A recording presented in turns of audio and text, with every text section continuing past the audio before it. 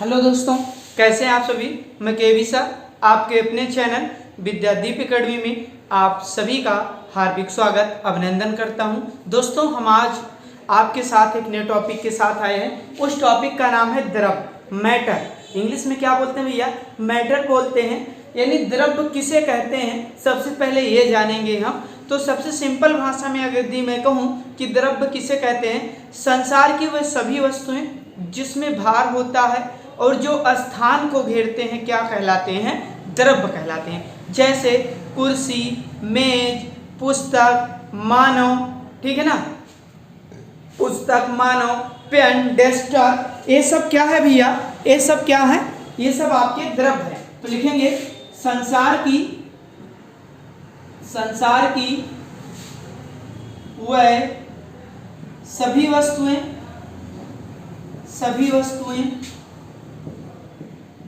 वस्तुएं जिनमें भार होता है,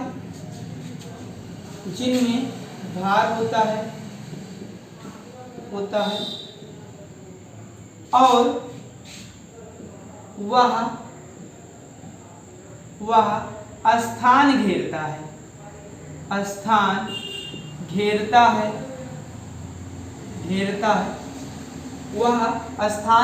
है, क्या कहलाता भैया? द्रव्य कहलाता है। क्या कहलाता है? द्रव्य कहलाता है। क्या कहलाता है? द्रव्य कहलाता है। देखिए, आपसे पूछेगा कि द्रव्य किसे कहते हैं, तो संसार की वह सभी वस्तुएं जिसमें भार होता है और जो स्थान को घेरता है क्या कहलाता है भैया? द्रव्य कहलाता है। जैसे पुस्तक, पेन, मेज, कुर्सी, पत्थर आदि। मानव भी हो सकता है, क्यों? क्योंकि उसमें भी क्या होता है? भार होता है और वो क्या करता है? स्थान घेरता है। जैसे मुझे ही ले लीजिए, तो मैं भी एक क्या हूं? द्रव्य हूं। क्यों? क्योंकि द्रव्य के डिफिनेशन के अनुसार मुझ में भार भी है और मैं जहां भी खड़ा रहूंगा या जहां भी बैठूंगा वहां का तो स्थान घेरूंगा ना। तो यही तो डिफिनेशन है द्रव्य की, ठीक है ना।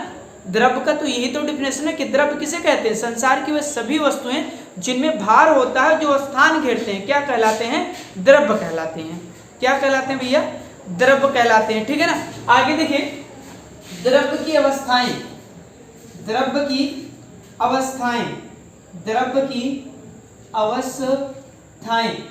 कितनी अवस्थाएं होती हैं भैया? द्रव्य की 3 अवस्थाएं होती हैं।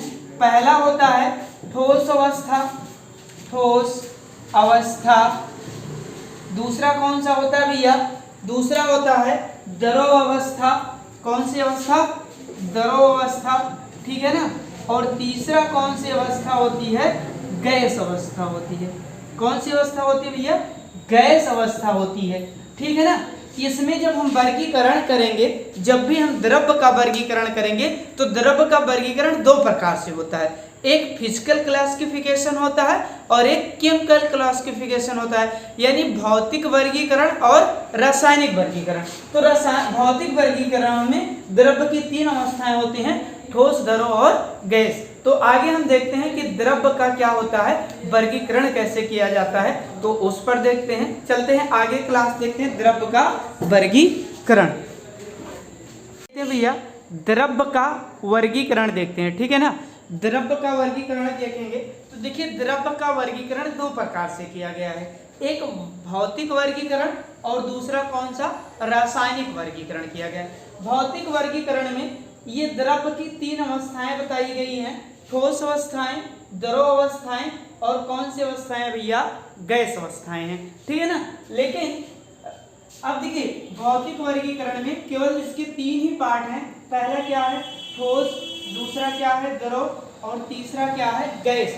जो भौतिक आधार पर वर्गीकरण किया गया, इन्हीं को क्या कहा गया?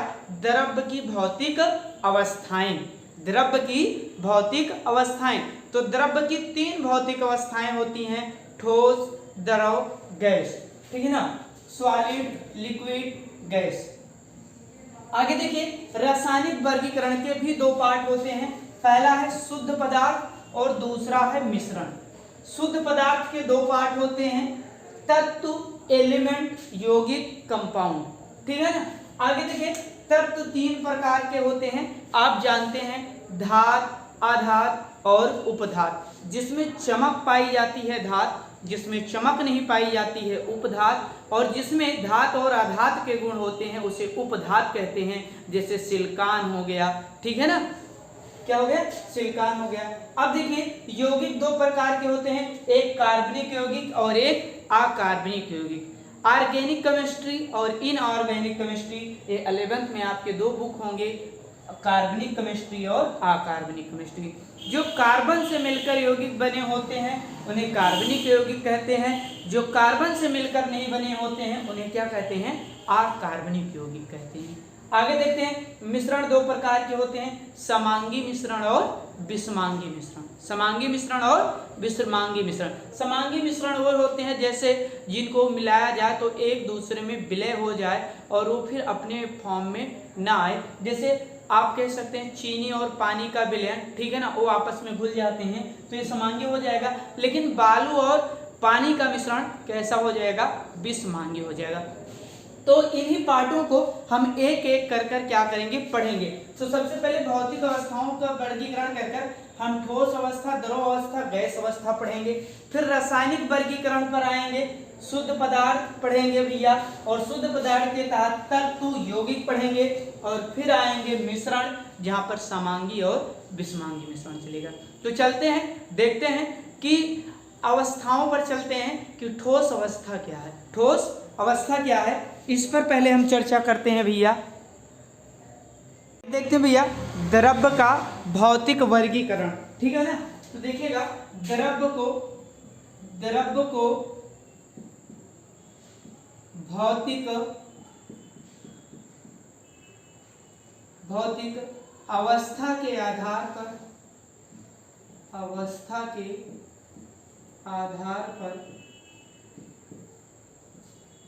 पर तीन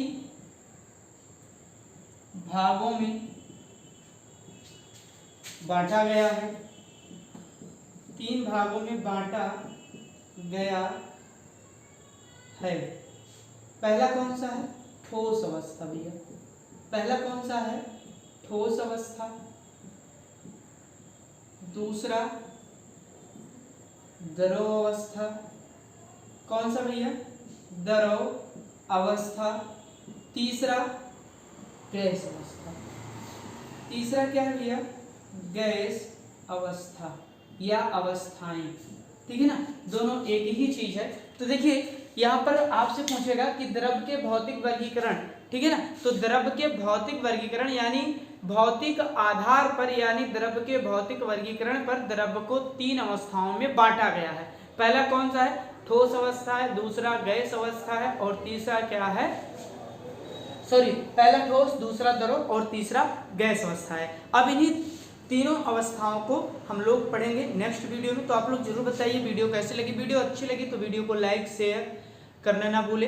तो आज का सफर यहीं तक, दीजिए इजाजत। जय हिंद, जय भारत।